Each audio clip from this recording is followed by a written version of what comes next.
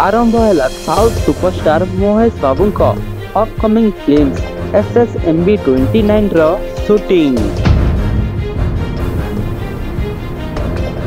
खुशीर कथा यही कि जे एही चलचित्र फास्ट शेड्यूलटी आम ओडिशार कोरापुट जिले में आरंभ होईछि।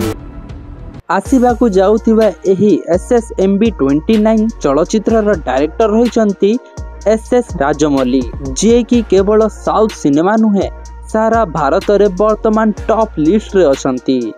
दर्शक तांका चलचित्र को बेस भल पांती एवं तांका नुआ चलचित्र को अपेक्षा करी रहिथांती। विगत दिन रे तांकर अनेक चलचित्र ब्लॉकबस्टर होई सारिछि, जेमिति कि super duper hit movie Baahubali, सेमिति साउथ सुपरस्टार रामचरण का मध्य RRR मूवी एवं मागाधीरा मूवी मध्य राजमौली ही करिथिले एवं नेचुरल स्टार नानी को चलचित्र मखी मध्य बेस सफल होइथिला। वर्तमान प्रथम थर पय राजमौली एवं महेश बाबू एकाठी काम करुछंती। से एही आसिबाकु जाउथिबा SSMB 29 चलचित्रटी 10 वर्ष पूर्वरु ही साइन करिथिले, जहा कि एक से न्यूज चैनल रे खुलासा मध्य करिथिले। Will you ever work with Mahesh Babu? Why not? We already signed a film together. Yeah. KL Narayan is the producer. Mahesh is the actor. I'm the director. I announced it long back. But the only thing is I'm taking so much time to finish my projects beforehand that project is getting delayed. Of course, we are going to work together.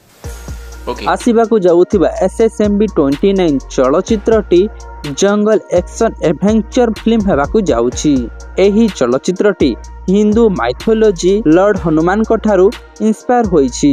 एही चलचित्रटी राजमौली एक बड़ budget रो करिबाकु जाउछंती, जहा कि 1000 कोटी रु भी अधिक टंका लगैछंती एही चलचित्र रे। जदि आमे एही चलचित्र रो स्टार कास्ट रो कथा जदि कहिबा ताहेले एही चलचित्र रे स्टार कास्ट अछंती महेश बाबू एवं तांको ऑपोजिट रे अछंती प्रियंका चोपड़ा। वर्तमान एही चलचित्र अभिनेता महेश बाबू एवं तांको सहित पृथ्वीराज ओडिशा पहुंची छंती। एहा परे परे बॉलीवुड अभिनेत्री प्रियंका चोपड़ा मध्य पहुंची छंती ओडिशा को। सौभाग्यर कथा एही कि जे ओडिशार उच्चतम पर्वत देवमाली रो पाददेश रे हेउची एही चलचित्र शूटिंग रे प्राय 500 रु भी अधिक कर्मचारी आसी छंती। शूटिंग टाइम रो एही सीन टी देखिले लागुची कि एही सीन टी फाइटिंग सीन पाई करा जायछि।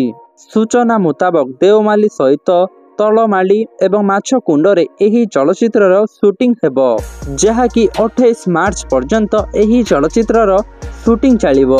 प्राकृतिक परिवेश रे परिपूर्ण थिबा देवमाली को वर्तमान राजमौली तांकर अपकमिंग चलचित्र पाई बाछि छंती।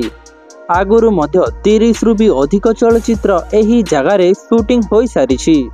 केवल ओडिया चलचित्र नुहे, तेलुगु, तमिल, कन्नड़ा, मलयालम एमती अनेक भाषार चलचित्र एही जगह रे शूटिंग होई सारिछि।